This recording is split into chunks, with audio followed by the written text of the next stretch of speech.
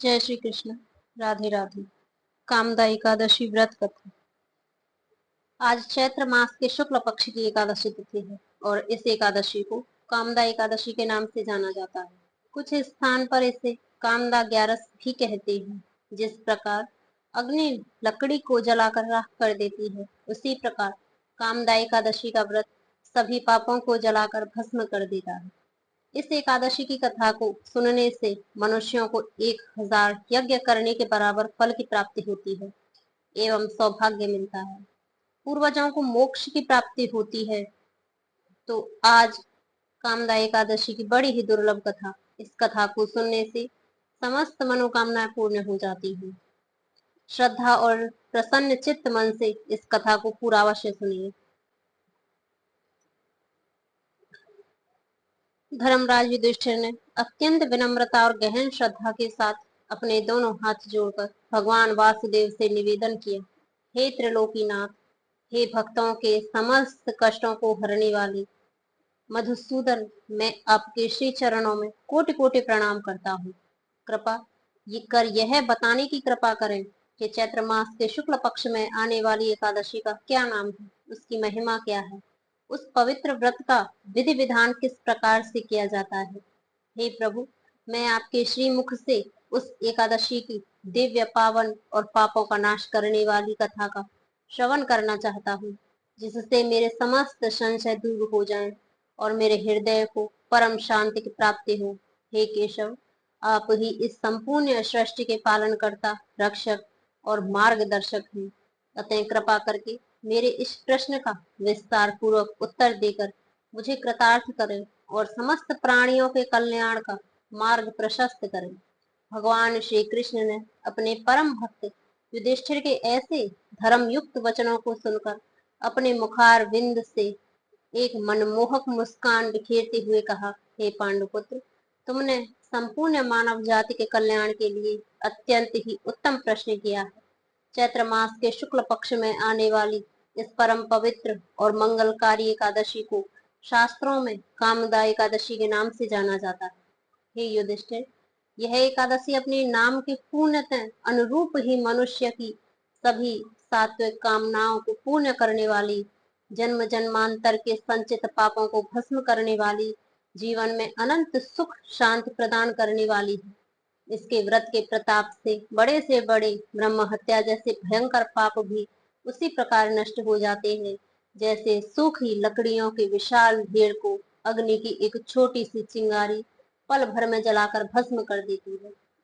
इस व्रत को पूर्ण निष्ठा से करने वाले मनुष्य को अंततः परम धाम की प्राप्ति होती है। हे युधिष्ठिर, अब मैं तुम्हें एक अत्यंत प्राचीन और शुद्ध पौराणिक कथा सुनाता हूँ, जिसे प्राचीन काल में महर्षि वशिष्ठ ने सूर्यवंश के प्रतापी और महान राजा दिलीप को उनके संशय दूर करने के लिए सुनाया था। तुम भी इसे एकाग्रचित होकर और पूर्ण श्रद्धा के साथ श्रवण करो। इतना कहकर भगवान श्री कृष्ण ने अपनी मधुर वाणी में कथा आरंभ की। प्राचीन काल में पृथ्वी पर भोगीपुर नामक एक अत्यंत सुंदर और समृद्ध नगर हुआ करता था। वह नगर इतना भव्य और ऐश्वर्यशाली था कि उसकी तुलना देवराज इंद्र की अलौकिक नगरी अमरावती से की जा सकती थी। उस नगर में अनेक स्वर्ण और बहुमूल्य रत्नों से निर्मित भव्य महल थे, जो आसमान की ऊंचाइयों को छूते हुए प्रतीत होते थे। नगर के चारों ओर अत्यंत सुंदर उद्यान थे, जिनमें नाना प्रकार के सुगंधित और दुर्लभ पुष्प सदैव खिले रहते थे। उन उद्यानों में कल्प वृक्ष के समान फल देने वाले वृक्ष लगे थे, जिनकी महक से पूरा नगर महकता रहता था। इस सुरम्य और वैभवशाली नगर पर राजा पुंडरीक का निष्कंटक शासन था। राजा पुंडरीक अत्यंत पराक्रमी, न्यायप्रिय, धर्म के मार्ग पर चलने वाले और कला के बहुत बड़े पारखी थे। उनके राज्य में प्रजा अत्यंत सुखी, संपन्न और पूर्णतः संतुष्ट थी। उनके राज्य में किसी भी प्रकार का दुख, दरिद्रता या शोक का कोई नामो निशान नहीं था। राजा पुंडरीक की भव्य राज्य सभा हमेशा श्रेष्ठ गंधर्वों, किन्नरों, विद्याधरों और स्वर्ग की अप्सराओं से भरी रहती थी, जो अपनी अद्भुत कलाओं, मनमोहक नृत्य और सुरीले गायन से राजा तथा सभी दरबारियों का नित्य मनोरंजन किया करते थे। उसी भोगीपुर नगर में गंधर्वों का एक अत्यंत सुंदर और एक दूसरे के अगाध प्रेम करने वाला जोड़ा भी निवास करता था, जिनका नाम ललित और ललिता था। ललित अत्यंत रूपवान, आकर्षक व्यक्तित्व का स्वामी, परम मधुर कंठ वाला गंधर्व था, जबकि उसकी पत्नी ललिता भी स्वर्ग की श्रेष्ठ अप्सराओं को मात देने वाली परम सुंदरी, गुणवान और एक अत्यंत सती स्त्री थी। उन दोनों के बीच अथाह प्रेम था। उनका प्रेम इतना गहरा था कि वे एक पल के लिए भी एक दूसरे से अलग होना बिल्कुल भी सहन न कर पाते। यदि किसी कारणवश उन्हें क्षण भर के लिए भी एक दूसरे से बिछड़ना पड़ता, तो वे जल बिन मछली की तरह तड़पने लगती। उनकी आंखों में हर समय केवल एक दूसरे की ही छवि बसी रहती। उनका रोम रोम एक दूसरे के अगाध प्रेम में डूबा रहता था। एक दिन की बात है, राजा पुंडरीक की भव्य राज्यसभा पूरी शानो शौकत के साथ सजी हुई थी। दरबार के अनेक विशिष्ट नाग, यक्ष, गंधर्व, किन्नर और राज दरबारी अपने स्थानों पर उपस्थित थे। राजा पुंडरीक अपने स्वर्ण जड़ित और रत्नों से सुशोभित भव्य सिंहासन पर विराजमान थे और संगीत तथा कला का आनंद ले रहे थे। उस दिन दरबार में गायन प्रस्तुत करने की बारी गंधर्व ललित की थी। ललित ने राजसभा के मध्य खड़े होकर अपने मधुर और सुरीले कंठ से शास्त्रीय तान छेड़ते हुए गाना आरंभ किया। उसकी तान इतनी सुरीली और मोहक थी कि दरबार में बैठा हर व्यक्ति मंत्र मुग्ध होकर उसके संगीत की स्वर लहरियों में बहने लगा। किंतु उस दिन किसी कारण से ललित के साथ उसकी प्राण प्रिय पत्नी ललिता दरबार में उपस्थित नहीं थी। गाते गाते अचानक ललित का ध्यान अपनी अनुपस्थित पत्नी ललिता की ओर चला गया। उसे ललिता के साथ बिताए गए असीम प्रेम भरे पल याद आने लगे और उसका चंचल मन राज दरबार के परिवेश से भटक कर अपनी पत्नी के पास पहुंच गया। पत्नी के गहरे वियोग और उसके ध्यान से पूरी तरह से खो जाने के कारण ललित के गायन की लय अचानक से बिगड़ गई। उसकी सुरीली तान बीच में टूट गई और उसके सुरों के क्रम में एक बहुत बड़ा और स्पष्ट दोष उत्पन्न हो गया। वह गा कुछ और रहा था, किंतु उसके मन में केवल ललिता का ही नाम गूंज रहा था। उसी राजसभा में करकोटक नामक एक अत्यंत ज्ञानी और कला मर्मज्ञ नाग भी उपस्थित था। उसने बहुत ही शीघ्रता से ललित के गायन में आए इस सूक्ष्म परंतु अत्यंत स्पष्ट दोष को पकड़ लिया। करकोटक नाग ने ललित की इस गंभीर भूल को राजा पुंडरीक के सामने उजागर करते हुए अत्यंत व्यंग्यात्मक स्वर में कहा, हे महाराज, हे राजन, यह गंधर्व आपके इस भव्य दरबार में आपके समक्ष गा तो रहा है, किंतु इसका ध्यान आपकी ओर या अपनी महान कला की ओर बिल्कुल भी नहीं है। यह अपनी पत्नी के कामुक प्रेम में इतना अंधा और आसक्त हो गया है कि यह राज दरबार की उच्च मर्यादा को पूरी तरह से भूलकर गाते समय भी केवल उसी का स्मरण कर रहा है। इसी कारण इसके गायन में इतना बड़ा अक्ष में दोष उत्पन्न हो गया है, जो सीधे तौर पर आपकी सभा और आपकी गरिमा का घोर अपमान है। करकोटक नाग के मुख से यह सब सुनकर राजा पुंडरी अत्यंत क्रोधित हो उठे। राजा को यह अनुभव हुआ कि यह उनके राज दरबार और पवित्र कला के प्रति घोर अपमान है। राजा का चेहरा तीव्र क्रोध से लाल अंगारे के समान हो गया और उन्होंने अपने सिंहासन से उठकर क्रोधित और गर्जना भरे स्वर में गंधर्व ललित को कठोर श्राप देते हुए कहा, अरे मूर्ख और कामांध गंधर्व, तूने मेरे इस पवित्र दरबार में उपस्थित होकर भी अपनी पत्नी के कामुक विचारों में खोकर मेरे गायन की सभा और इस पवित्र विद्या का घोर अपमान किया है। तू देवताओं और गंधर्वों की इस पवित्र यौन में रहने के योग्य बिल्कुल भी नहीं। मैं तुझे इसी क्षण यह कठोर श्राप देता हूँ कि तू तुरंत एक भयंकर विकराल और नरभक्षी राक्षस बन जाए और अपने इस नीच कर्म का भयंकर फल इस मृत्यु लोक में भोग। राजा पुंडरीक के मुख से श्राप के ये कठोर शब्द निकलते ही दरबार में एक अत्यंत भयानक घटना घटी। रूपवान गंधर्व ललित का वह सुंदर शरीर तत्काल एक भयंकर राक्षस के रूप में परिवर्तित हो गया। उसका मुख विकराल घिनौने हो गए, दांत नुकीले भयंकर हो गए, आंखें लाल अंगारे जैसी चमकने लगी, बाल तांबे के तारों जैसे कठोर हो गए, शरीर अत्यंत विशाल और डरावना हो गया। जो ललित कुछ क्षण पहले एक मधुर गायक थे, वह अब एक भयानक नरभक्षी राक्षस बन चुका था। उसकी यह भयानक दशा देखकर राज्यसभा में मौत सा सन्नाटा छा गया।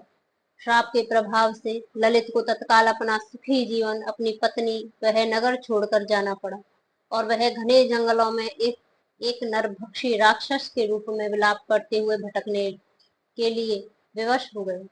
अपने पति की इस दशा का समाचार पाकर ललिता अत्यंत शोक में डूब गई और विलाप करती हुई उसकी खोज में वन की ओर दौड़ पड़ी। ललिता उस घने और भयंकर जंगल में पागलों की भांति अपने प्राणनाथ को पुकारती हुई भाग रही थी। वन के नुकीले कांटे उसके कोमल पैरों में गहराई तक चुभ रही थी।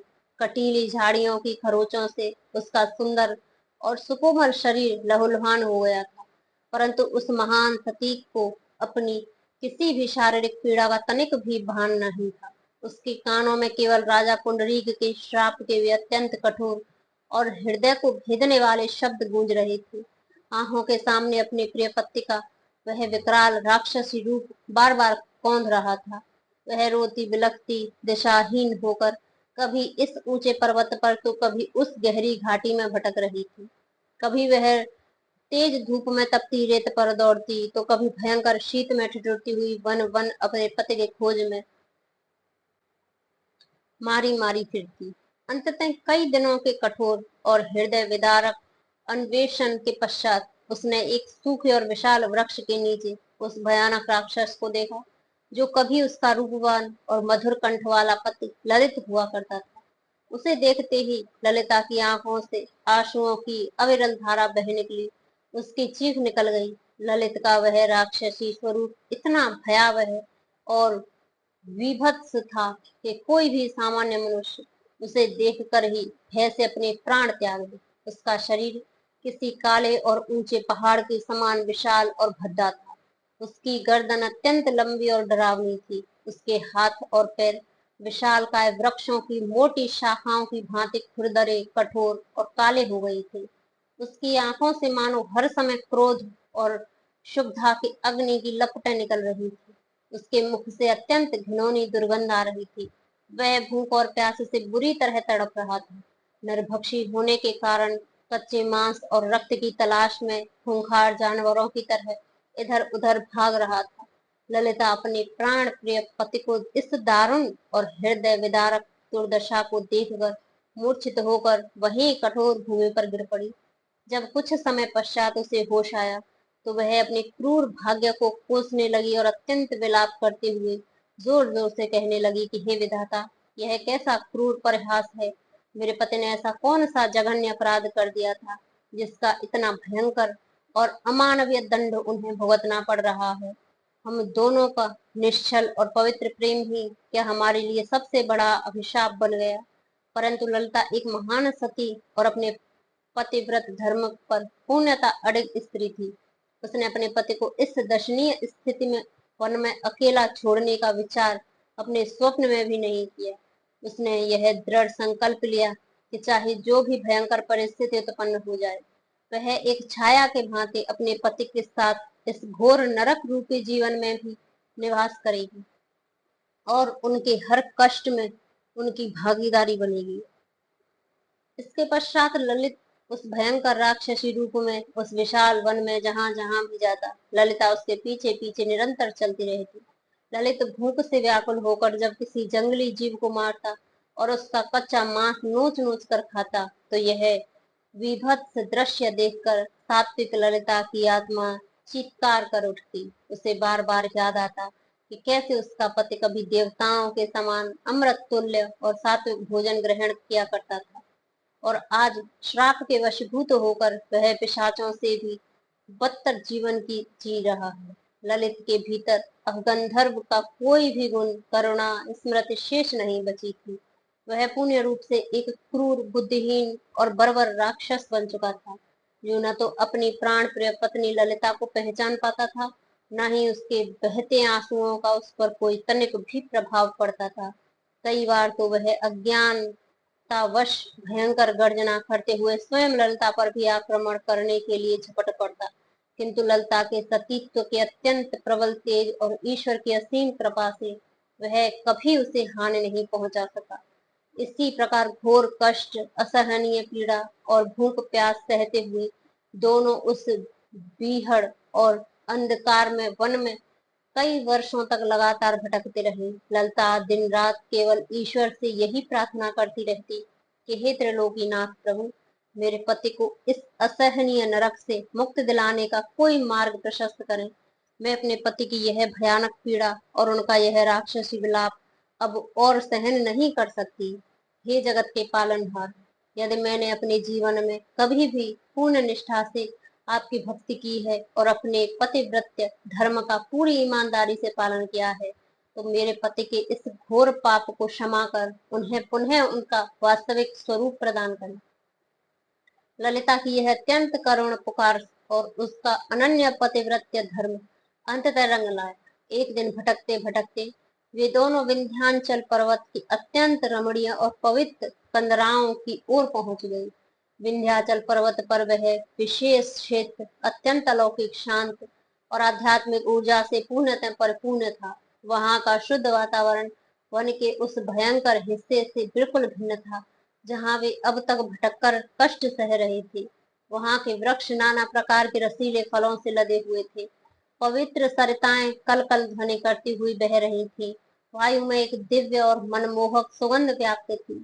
उसी पवित्र विंध्याचल पर्वत के एक अत्यंत शांत और सुरम्य शिखर पर महर्षि श्रृंगी का एक परम पवित्र और ऊर्जावान आश्रम स्थित था। महर्षि श्रृंगी परम तपस्वी, संपूर्ण वेदों के ज्ञाता, त्रिकालदर्शी और साक्षात ब्रह्म ऋषि के समान अत्यंत तेजवान थे। उनका आश्रम किसी वैकुंठ लोक से कम नहीं प्रतीत होता था, जहाँ हिंसक पशु भी अपना स्वाभाविक बैर पूरी तरह त्याग कर एक साथ प्रेम पूर्वक निवास करते थे। ललिता ने जब दूर से उस आश्रम के दिव्य प्रकाश और वहां से हो रहे निरंतर यज्ञ से उठने वाले पवित्र धुएं को देखा, उसके भीतर आशा की एक नई और अत्यंत प्रज्वलित किरण तत्काल जाग उठी। उसे लगा कि मानो ईश्वर ने स्वयं उसकी करुणा पुकार सुन ली है और उसे इस भयंकर संकट से उबारने के लिए यहाँ भेजा है।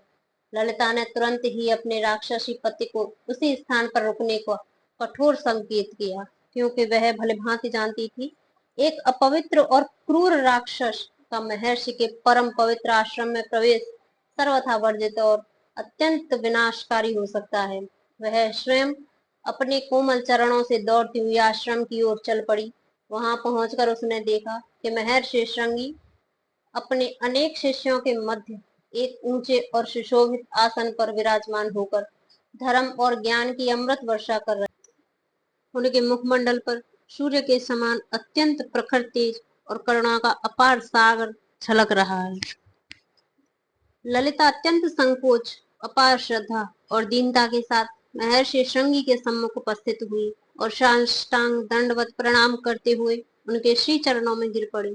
महर्षि श्रृंगी ने जब एक परम सुंदरी, अत्यंत शोकग्रस्त, मलिन और जर्जर अवस्था में एक असहाय स्त्री को अपने चरणों में देखा, तो उनका विशाल हृदय अत्यंत करुणा से भर गया।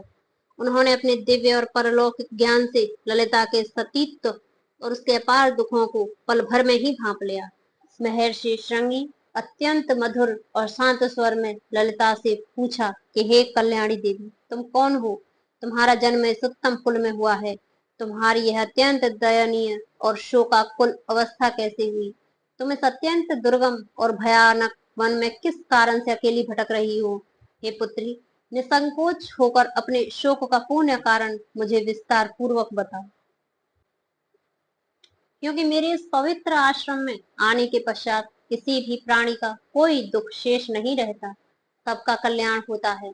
महर्षि के ऐसे अभय और वात्सल्य पूर्ण वचन सुनकर ललिता फूट फूट कर रोने लगी। उसने अपने बहते आंसुओं को पोंछते हुए अपने दोनों हाथ जोड़े और अत्यंत गदगद और रुंधे हुए कंठ से महर्षि श्रृंगी को अपनी और अपने पति ललित की वह संपूर्ण हृदय विदारक कथा कह सुनाई। उसने अत्यंत विस्तार से कहा कि वे कैसे एक भोगीपुर नगर के राजा पुंडरीक के वैभवशाली दरबार में सुखपूर्वक रहते थे, कैसे ललित का ध्यान गायन से भटककर अपनी पत्नी ललिता के प्रेम में खो गया, कैसे राजे पुंडरीक ने अत्यंत क्रोधित होकर ललित को तत्काल राक्षस होने का भयंकर श्राप दे दिया। कैसे वे पिछले कई वर्षों से इस महाभयानक वन में एक नरभक्षी राक्षस और एक असहाय पत्नी के रूप में नरक से भी बदतर जीवन व्यतीत कर रहे हैं। ललिता ने अत्यंत विनय पूर्वक महर्षि के चरणों को स्पर्श करते हुए प्रार्थना की और कहा, हे परम कृपालु, हे दयालु महर्षि, आप त्रिकालदर्शी हैं, तीनों के एकमात्र नाथ हैं। मेरे पति इस समय उसी पर्वत के नीचे एक अत्यंत भयानक राक्षस के रूप में भूख प्यास से बुरी तरह तड़प रहे हैं। उन्होंने जो भी अपराध किया था उसका अत्यंत कठोर और अमानवीय दंड वे अब तक भोग चुके हैं। अब मैं उनकी यह पीड़ा और अधिक देख नहीं सकती। हे मुनिवर, कृपा कर मुझे कोई ऐसा व्रत, तप, अनुष्ठान या सटीक उपाय बताएं जिसके असीम पुण्य प्रभाव से मेरे पति को इस घृणित और कष्टदायक राक्षस योनि से तत्काल मुक्ति मिल सके और वे अपना पुराना गंधर्व रूप पुनः प्राप्त कर सके। यदि आप मुझे अपने प्राणों का बलिदान देने को भी कहेंगे तो मैं अपने पति के उद्धार के लिए वह भी अत्यंत सहर्ष कर दूंगी। ललिता की यह अत्यंत करुणा पुकार, उसका अपने पति के प्रति अटूट प्रेम, उसके महान पतिव्रत धर्म को देखकर महर्षि श्रृंगी का हृदय पूरी तरह से द्रवित हो उठा। उन्होंने ललिता को पुण्य सांत्वना देते हुए अत्यंत स्नेही और गंभीर स्वर में कहा, हे पुत्री, तुम अत्यंत भाग्यशाली हो, महान पतिव्रता स्त्री हो, जिसके अटूट प्रेम और सतीत्व के प्रताप से ही तुम्हें इस परम पवित्र आश्रम का मार्ग प्राप्त हुआ है। तुम्हारे पति ने राज दरबार की उच्च मर्यादा, सात्विक कला का घोर अपमान करके जो भयंकर पाप किया था, उसी के फलस्वरूप उसे यह अत्यंत कष्टदायक और घृणित राक्षस योनि प्राप्त हुई है। किंतु तुम्हारे इस निश्चल प्रेम, महान पतिव्रत धर्म के समक्ष बड़े से बड़ा पाप भी स्वतः ही नष्ट हो सकता है। हे कल्याणी देवी, अब तुम अपने मन से सारा शोक, भय, संताप निकाल दो, क्योंकि मैं तुम्हें एक ऐसे परम पवित्र, दुर्लभ और अचूक व्रत का विधान बताने जा रहा हूँ जिसके असीम प्रभाव से तुम्हारे पति का यह भयंकर श्राप पल भर में ही भस्म हो जाएगा। वह पुनः अपने उसी मनमोहक गंधर्व रूप को प्राप्त कर लेगा। हे पुत्री, चैत्र मास के शुक्ल पक्ष में जो एकादशी आती है उसे संपूर्ण सिद्धियों और सात्विक कामनाओं को पूर्ण करने वाली कामदा एकादशी कहा जाता है। यह महान एकादशी भगवान श्री हरि विष्णु को अत्यंत प्रिय है और इसके व्रत के प्रभाव से मनुष्य के जन्म जन्मांतर के बड़े से बड़े पाप, ब्रह्म हत्या जैसे महादोष, पिशाच योनि का भयंकर श्राप भी तत्काल नष्ट हो जाता है। हे देवी, तुम पूर्ण श्रद्धा, अटूट विश्वास, सच्ची भक्ति भाव के साथ इसी कामदा एकादशी का विधि विधान पूर्वक व्रत करो और उस व्रत से प्राप्त होने वाले संपूर्ण महान पुण्य को अपने पति के उद्धार के लिए उसे पूर्णतः अर्पित कर दो। जब तुम्हारे इस परम पवित्र व्रत का अमोघ पुण्य तुम्हारे पति को प्राप्त होगा तो उसके समस्त पाप क्षण भर में ही धुलकर नष्ट हो जाएंगे और उसे इस नरकीय जीवन से सदा के लिए मुक्ति मिल जाएगी। महर्षि श्रृंगी के मुख से आशा की यह किरण, कामदा एकादशी के व्रत की यह अपार महिमा सुनकर ललिता का हृदय असीम आनंद और कृतज्ञता से भर उठा। उसने अश्रुपूर्ण नेत्रों से महर्षि के चरणों की बारंबार साष्टांग प्रणाम किया, उनसे इस परम कल्याणकारी व्रत का संपूर्ण विधान बताने की विनम्र प्रार्थना की।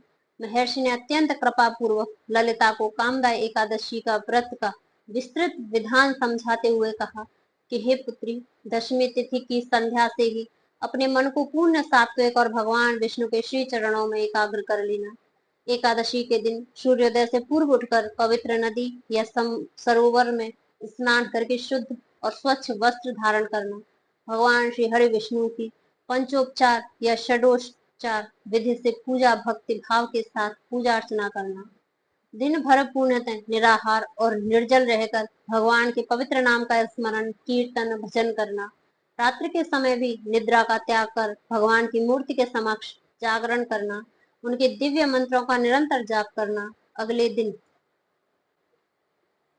अर्थात द्वादशी तिथि को प्रातः पुनः स्नान करके भगवान का पूजन करना, योग्य ब्राह्मणों को भोजन कराना, उन्हें सामर्थ्य के अनुसार दान दक्षिणा देना, उसके पश्चात ही स्वयं अन्न और जल ग्रहण करके अपने व्रत का पारण करना।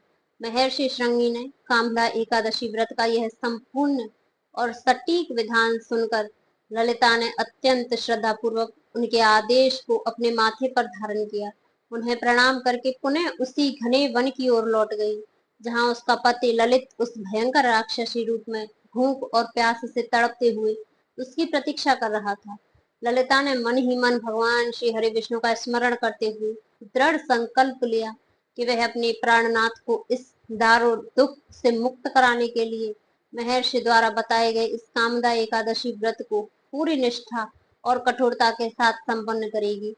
कुछ ही दिनों में के पश्चात चैत्र मास के शुक्ल पक्ष की वह परम मंगलकारी और पवित्र कामदा एकादशी की तिथि आ गई। ललिता ने दशमी तिथि से ही सभी प्रकार के लौकिक विचारों और सुखों का पूर्णतः त्याग कर दिया।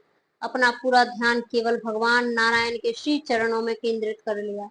एकादशी के दिन ब्रह्म मुहूर्त में उठकर उसने पवित्र जल से स्नान किया, स्वच्छ वस्त्र धारण किए, विंध्याचल पर्वत के उस शांत और पवित्र वातावरण में एक स्वच्छ स्थान पर भगवान श्री हरि विष्णु की प्रतिमा स्थापित की। उसने अत्यंत भावपूर्वक और शुद्ध हृदय से धूप दीप नैवेद्य पुष्प पवित्र तुलसी दल अर्पित करते हुए भगवान की विधि विधान से पूजा की। सारा दिन उसने अन्न या जल का एक भी दाना ग्रहण नहीं किया। अपने पति की मुक्ति की कामना किए हुए भगवान के पवित्र नामों और मंत्रों का निरंतर जाप करती रही। उसने निर्जल रहकर अत्यंत कठोर उपवास किया। दिन भर वह उसी विशाल वृक्ष के नीचे बैठी रही, जहाँ उसका पति पीड़ा से भयानक गर्जना कर रहा था। एक ओर उसके सामने उसका पति उस विभत्स रूप में विलाप कर रहा था, दूसरी ओर वह अपने अंतर मन में भगवान विष्णु के शांत और करुणामय स्वरूप का ध्यान कर रही थी। यह दृश्य अत्यंत ही मार्मिक और वैराग्य उत्पन्न करने वाला था। उसके मुख पर उपवास की कोई थकान या मलिनता नहीं थी, बल्कि उसके सतीत्व और भगवान की सच्ची भक्ति के प्रताप से उसका मुखमंडल एक अद्भुत और अलौकिक तेज से दमक रहा था। रात्रि होने पर ललिता ने तनिक भी विश्राम नहीं किया और भगवान की प्रतिमा के समक्ष घी का दीपक प्रज्वलित कर पूरी रात जागरण किया। उस अंधकारमयी और भयंकर रात्रि में वहां वन के खूंखार जानवर भयानक ध्वनियां उत्पन्न कर रहे थे। वहीं ललिता के कंठ से फूटने वाले भगवान विष्णु के स्तोत्र और भजन उस संपूर्ण वातावरण को पवित्र और शांत बना रहे थे। वह आंखों में आंसू बहाते हुए अत्यंत करुण स्वर में भगवान श्री हरि से अपने पति के अपराधों की क्षमा मांगती रही और प्रार्थना करती रही कि हे दीनानाथ, हे जगत के स्वामी, मेरे पति के सभी दोषों को अपने असीम करुणा सागर में विलीन कर ले और उन्हें इस घोर राक्षस योनि से तत्काल मुक्ति प्रदान करें। उसका वह रुदन और उसकी वह सच्ची पुकार इतनी हृदय स्पर्शी थी कि वन में हिंसक पशु पक्षी भी शांत होकर उसकी वह करुण भक्ति देख रहे थे। द्वादशी के दिन प्रातः काल उठकर ललिता ने पुनः स्नान किया, भगवान की उत्तम पूजा संपन्न की। इसके पश्चात उसने महर्षि श्रृंगी के पवित्र आश्रम में जाकर ब्राह्मणों को सात्विक भोजन कराया, उन्हें दान दक्षिणा देकर उनका शुभ आशीर्वाद प्राप्त किया। तत्पश्चात ललिता उसी स्थान पर गई जहां उसका पति ललित उस भयंकर और विकराल राक्षसी रूप में उपस्थित था। वहां पहुंचकर ललिता ने अत्यंत शुद्ध और पवित्र हृदय से दोनों हाथ जोड़कर देवों के देव भगवान श्री हरि विष्णु का स्मरण किया। आकाश की ओर देखते हुए अत्यंत स्पष्ट और दृढ़ स्वर में कहा, हे त्रिलोकीनाथ, हे अनंत ब्रह्मांडों के स्वामी नारायण, यदि मैंने अपने पूरे जीवन में पूर्ण निष्ठा के साथ अपने पतिव्रत धर्म का पालन किया है, यदि मेरी इस घोर भक्ति में तनिक भी सच्चाई है, यदि मैं इस चैत्र शुक्ल कामदा एकादशी का यह परम पवित्र व्रत पूर्ण विधि विधान श्रद्धा और बिना किसी त्रुटि के संपन्न किया है, तो मैं अपने इस अत्यंत पुण्यदायी व्रत का संपूर्ण फल और इसके सभी महान कर्मों को स्वेच्छा से अपने पति प्राण प्रिय पति ललित को अर्पित करती हूँ।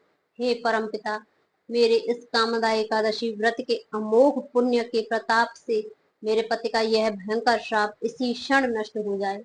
उनके पूर्व जन्म और इस जन्म के सभी संचित पाप तत्काल भस्म हो जाएं।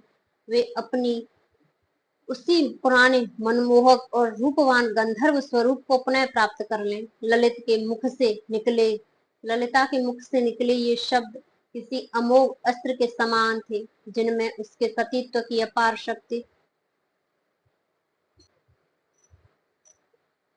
और कामदा एकादशी व्रत का अनंत पुण्य पूरी तरह से समाहित था।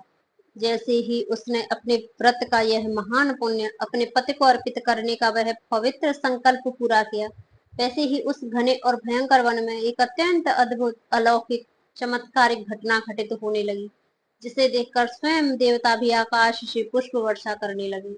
ललिता के मुख से निकले उस परम पवित्र संकल्प के पूर्ण होते ही अंतरिक्ष से एक अत्यंत दिव्य और चकाचौंध कर देने वाला प्रकाश उत्पन्न हुआ, जिसने उस संपूर्ण भयंकर वन को अपनी अलौकिक आभा से प्रकाशित कर दिया। उस तीव्र और सुनहरे प्रकाश के मध्य से साक्षात भगवान श्री हरि विष्णु की अदृश्य कृपा दृष्टि उस भयंकर राक्षस पर पड़ी। कामदा एकादशी के उस अमोघ और अनंत पुण्य के स्पर्श मात्र से ही ललित का वह विशालकाय विभत्स और भयंकर राक्षसी शरीर उसी क्षण अग्नि में भस्म होने वाले सूखे पत्तों की भांति जलकर राख हो गया। उस भयानक और दुर्गंध युक्त देह के नष्ट होते ही उस भस्म से एक अत्यंत रूपवान तेजस्वी मनमोहक पुरुष प्रकट हुआ। यह कोई और नहीं बल्कि वही श्रेष्ठ गंधर्व ललित था, जो श्राप के कारण अपना वास्तविक स्वरूप पूरी तरह खो चुका था। आज वह पहले से भी अधिक कांतिमान दिव्य सुंदर प्रतीत हो रहा था। उसके शरीर पर अब देवताओं के समान बहुमूल्य और दिव्य स्वर्ण आभूषण शोभायमान थे। उसके अंगों से परिजात पुष्पों जैसी अलौकिक सुगंध आ रही थी। उसके अत्यंत सुंदर तथा बहुमूल्य रेशमी वस्त्र धारण किए हुए थे। उसके मुखमंडल पर वही पुरानी मधुर मुस्कान और श्रेष्ठ गंधर्वों वाला स्वाभाविक तेज पुनः लौट आया था। अपने प्राणनाथ को उनके इस वास्तविक और अत्यंत मनमोहक स्वरूप में पुनः सुरक्षित देखकर ललिता की आंखों से हर्ष, कृतज्ञता, असीम आनंद के अश्रु झलक पड़े।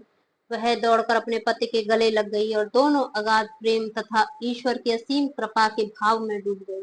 ललित को जब यह भलीभांति ज्ञात हुआ कि उसकी प्राण प्रिय पत्नी ललिता के असीम सतीत्व, अनन्य प्रेम, कठोर तप तथा कामदा एकादशी के इस परम पवित्र व्रत के महान पुण्य के कारण ही उसे इस नरक के समान घोर और कष्टदायक राक्षस यौन से हमेशा के लिए मुक्ति मिली है, तो उसका हृदय अपनी पत्नी के प्रति अथाह सम्मान से भर उठा। उसने गदगद कंठ से अपनी पत्नी ललिता की पूरी पूरी प्रशंसा की, विनम्रता पूर्वक कहा, हे कल्याणी देवी, तुम्हारे इस महान पतिव्रत्य धर्म, इस परम कल्याणकारी एकादशी व्रत के प्रभाव ने न केवल मुझे इस भयंकर श्राप से मुक्त किया है, बल्कि मेरे पूर्व जन्मों के सभी पापों को भी समूल नष्ट कर मुझे एक नया जीवन दान दिया है। इसके पश्चात वे दोनों पति पत्नी अत्यंत कृतज्ञ भाव से पूर्ण होकर महर्षि श्रृंगी के उस पवित्र आश्रम में गए और उनके श्री चरणों में साष्टांग प्रणाम कर उनका हार्दिक और भावपूर्ण आभार व्यक्त किया। महर्षि श्रृंगी ने अत्यंत प्रसन्न होकर मुस्कुराते हुए उन दोनों को सुख में धर्मयुक्त दीर्घायु जीवन का आशीर्वाद दिया।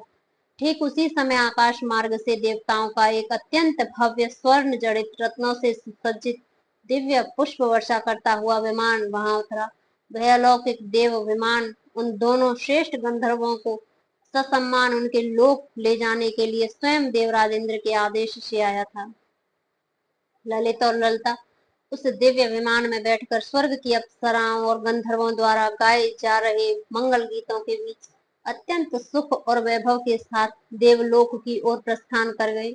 वहां पहुंचकर उन्होंने भगवान श्री हरि की कृपा से अनंत काल तक असीम सुख, समृद्धि, अपार आनंद भोग किया। इस अत्यंत अद्भुत, मार्मिक, भावपूर्ण और रहस्यमय कथा को पूर्ण करने के पश्चात भगवान श्री कृष्ण ने धर्मराज युधिष्ठिर की ओर अत्यंत स्नेहपूर्ण दृष्टि से देखते हुए अपनी मधुर वाणी में पुनः कहा, हे पांडुपुत्र युधिष्ठिर, तुमने गंधर्व ललित, उसकी सती पत्नी ललिता की यह जो परम पावन पाप विनाशिनी मोक्षदायिनी कथा सुनी है, यह चैत्र मास के शुक्ल पक्ष की कामदा एकादशी के व्रत की असीम महिमा का साक्षात और ज्वलंत प्रमाण है। हे राजन, इस चराचर जगत में कामदा एकादशी के समान पापों का समूल नाश करने वाला, मनुष्य की सभी सात्विक धर्मयुक्त कामनाओं को पूर्ण करने वाला तथा पिशाच, राक्षस या किसी भी प्रकार की नीच यौन के श्राप से तत्काल मुक्ति दिलाने वाला अन्य कोई भी व्रत इस पृथ्वी पर नहीं है। यह व्रत साक्षात चिंतामणि और कल्प वृक्ष जो भक्त के मन की हर शुद्ध और सात्विक इच्छा को पूरा करता है। जो भी मनुष्य पूर्ण श्रद्धा, अटूट विश्वास, सच्ची भक्ति, निर्मल मन से इस कामदा एकादशी का पुण्य विधि विधान पूर्वक व्रत करता है, उसके पूर्व जन्म और इस जन्म के जाने अनजाने में किए गए ब्रह्म हत्या जैसे भयंकर और अक्षमय महापाप भी उसी प्रकार नष्ट हो जाते हैं, जैसे सूर्य के उदय होने पर घोर अंधकार का सर्वनाश हो जाता है। हे धर्मराज, इस एकादशी के पावन दिन भगवान श्री हरि विष्णु का सच्चे हृदय से स्मरण करें। निर्जल या फलाहार रहकर कठोर उपवास करने, रात्रि में निद्रा का त्याग कर भगवान के पावन चरित्र का कीर्तन व जागरण करने से मनुष्य को वह महान पुण्य प्राप्त होता है जो कठिन से कठिन तपस्या करने, बड़े से बड़े अश्वमेध यज्ञ करने और हजारों उत्तम गायों का दान करने से भी प्राप्त नहीं हो सकता। इस संसार में मनुष्य को जो कुछ भी उत्तम वस्तु की कामना करता है, चाहे वह असीमित धन हो, सांसारिक ऐश्वर्य हो, उत्तम स्वास्थ्य हो, सुयोग्य और आज्ञाकारी संतान हो, या फिर अंत में जन्म मरण के चक्र से मोक्ष की प्राप्ति हो, वह सब कुछ इस कामदा एकादशी के व्रत के पुण्य प्रताप से अत्यंत सहजता से प्राप्त हो जाता है। जो कोई भी श्रद्धालु और पुण्यात्मा भक्त इस परम पवित्र और मोक्षदायिनी कथा को पुण्य एकाग्रता और भक्ति भाव से पढ़ता है, सुनता है या दूसरों को सुनाता है, उसे भी साक्षात वाजपेय यज्ञ के समान अनंत और अक्षय पुण्य की तत्काल प्राप्ति होती है और वह इस मृत्यु लोक में जीवन के सभी सुखों को भोगकर अंत में मेरे परम धाम वैकुंठ को प्राप्त होता है, जहाँ से उसका इस संसार में कभी पुनर्जन्म नहीं होता।